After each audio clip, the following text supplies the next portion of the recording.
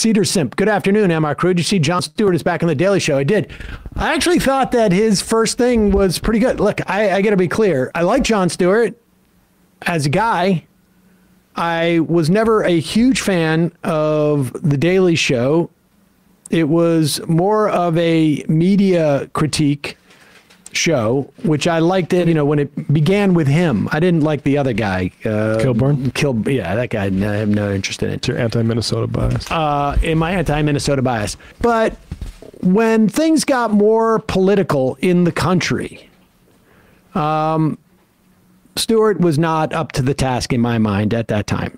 And I actually had more, I appreciated Colbert's show more because it was, he had some could argue it's an easier vehicle because you could do a character, but I really had big issues with the, whatever the rally that. The rally to restore sanity? Yes. Yeah, that was. Yeah, that really, but I will say this, that I actually think that Stewart has gotten more actually political since he left that show. We've covered a few of his interviews on this show before, including his interview with one of the state's attorneys general who was proposing trans care bans, and Larry Summers, which for me was I don't know. It's like going to a spa, watching that and then just getting the catharsis from that. I felt very relaxed. That was also, I think, very different from where he might have been 10 or 15 years ago.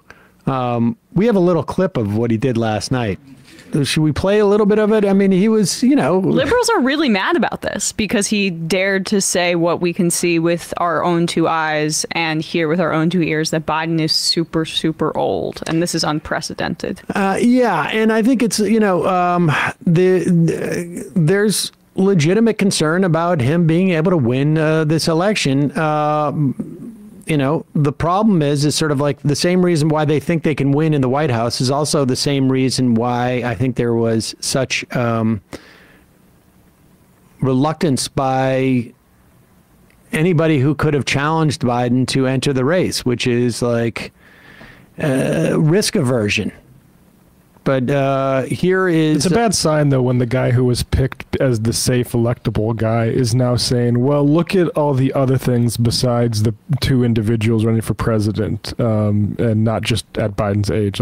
They're actually both bad cognitively, so look at the other stuff. Stewart points out it's both Biden and Trump, but we should be clear that the numbers show very different things in people's perception. I wrote this down yesterday, actually, because there was polling that we had. 82% said that Biden. 86% of Americans say Biden is too old for a second term. 62% said that. 62 for Trump. 59% says they both think that they're both too old.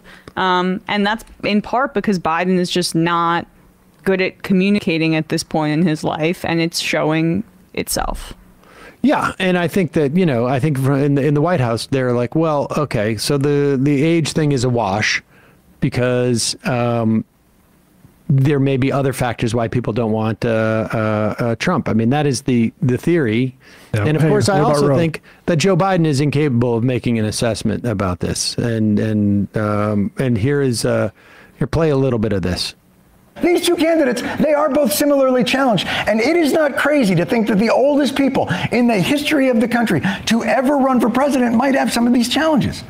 Now, Democrats will say that any criticism like this, especially of Biden, is unfair because you just don't know Biden like they know Biden. President Biden, who I've been around numerous times just in this last year, is sharp, he's focused, he's bright. He is sharp, intensely probing, and detail-oriented and focused. This is a man who is sharp, who is on top of his game, who knows what's going on. He's smart, he's on his game. I was in almost every meeting with the president, and the president was in front of and on top of it all, coordinating and directing with her hands leaders who are in charge of America's national security, not to mention our allies around the globe.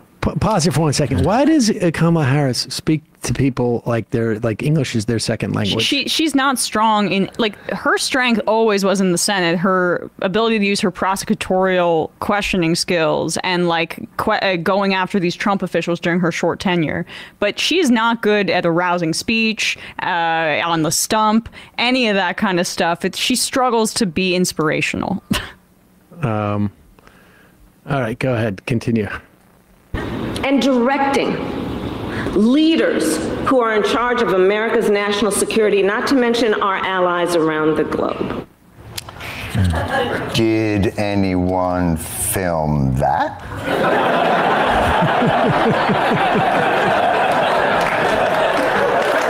Because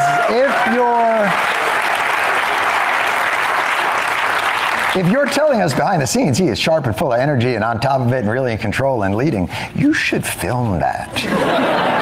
That would be good to show to people instead of a TikTok where he goes,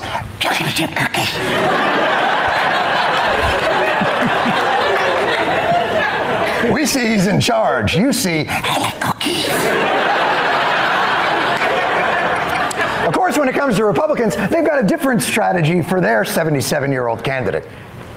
Well, first of all, Donald Trump is not an old man.